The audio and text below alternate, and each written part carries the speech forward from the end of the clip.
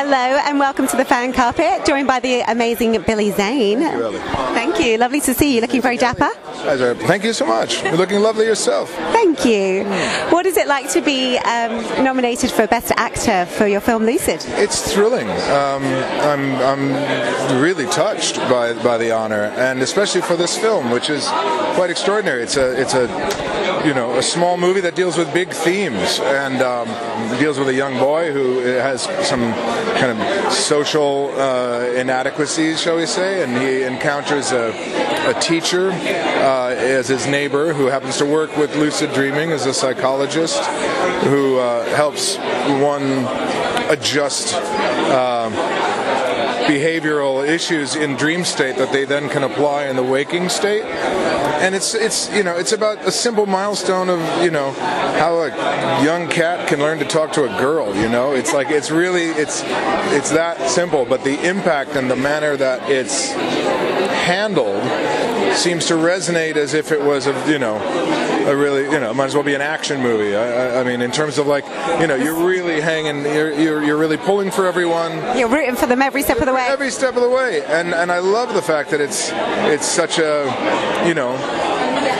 seemingly polite and domesticated theme, but handled with such kind of grace and humor and aplomb, and clearly people seem to like it, so we're really chuffed.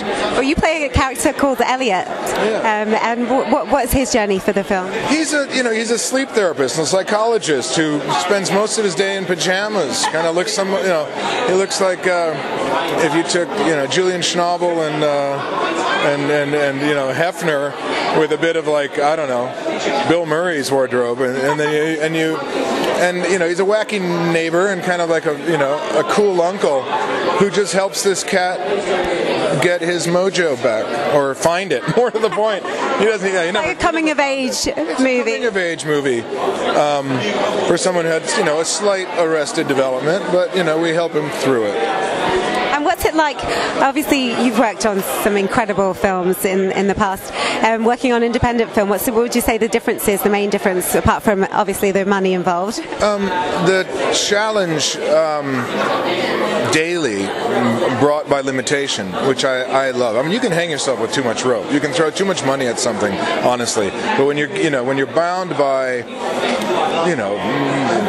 of course, budget and time, other constraints, you have to become creative. You have to, think. Is that what attracted you to this project in particular? Not that in particular. That you inevitably find on every independent movie you work on, and every big movie for that matter. Yeah, there's different challenges, like you said. You learn to conjure and welcome the beautiful accidents. And that's really what the magic is to be worthy of those things and not be. The biggest mistake young filmmakers make is, to overthink and overplan.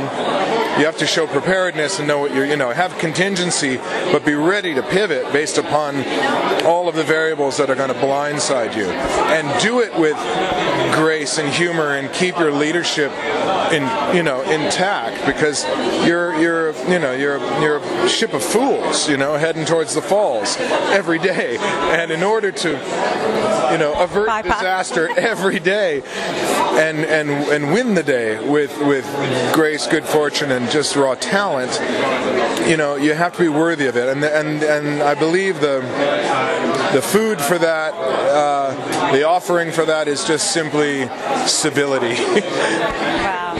And you worked with Adam, obviously, the director.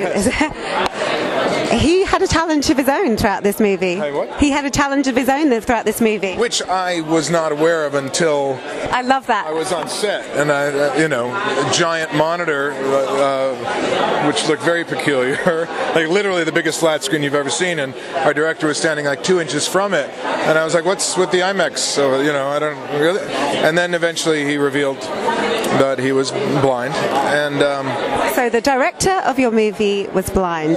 Yeah, that's one we've not had before, and quite incredible. Soundman couldn't hear, and then you get a beautiful movie, award-winning. That's a problem. Specialists. Exactly. So, was it like working with Adam? Because I hear he's a pretty incredible guy. Really charming and efficient, and it was like shorthand. You know, directing as a machination is, you know, very securitized, right? I don't say it's idiot-proof, but it's fundamentally down to taste choices, really. And it's so subjective. Huh? It's so subjective. Yeah. So, you know, he has good taste and good instincts, and what he had done to achieve, or just simply to get the damn thing funded, and convince everyone to follow the conspiracy, was you know, worthy of celebration and support. You know, it wasn't like a sympathy play. I was in. Which is why he didn't tell anyone. No. So, which is great, and nothing ever changed. We never coddle him. He hides it well. I still don't think he's blind. He does, you know. But I can nip off and hit the, you know, go and have a few drinks. Well, in the middle of a conversation and get back and be like, yeah, no, I heard everything. We're good. Very practical. That's hilarious. What was it like working with Sadie Frost? Oh, she's lovely. Always been a fan. Yeah, Sadie, she's great. And what she's doing in producing now is really wonderful as well. You know, enabling a lot of new young talent.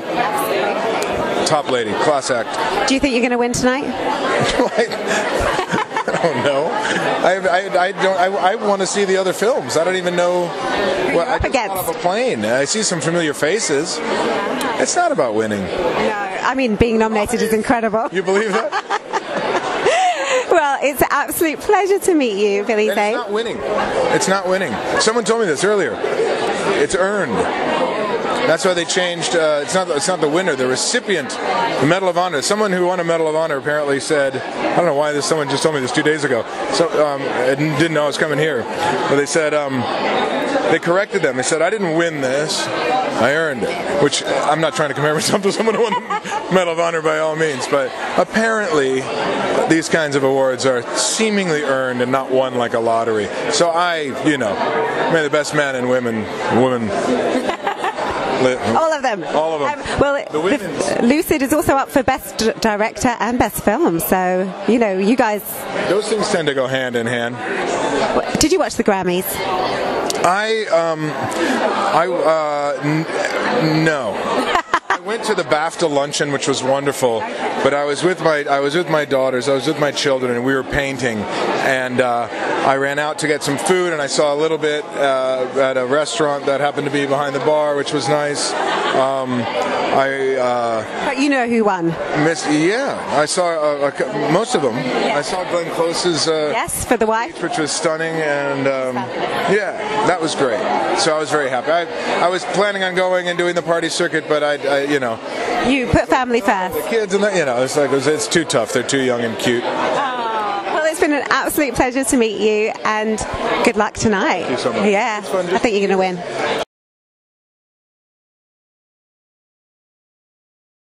Thank you for watching The Fan Carpet. If you like this video, be sure to click that thumbs up button at the bottom of your screen. And also be sure to subscribe to the Fan Carpet YouTube channels. They're absolutely free and so much fun too. Be sure to check out the official website, thefancarpet.com. Also, you can follow us on Facebook, Twitter, and Instagram to stay up to date with reviews, competitions, the latest news, and so much more.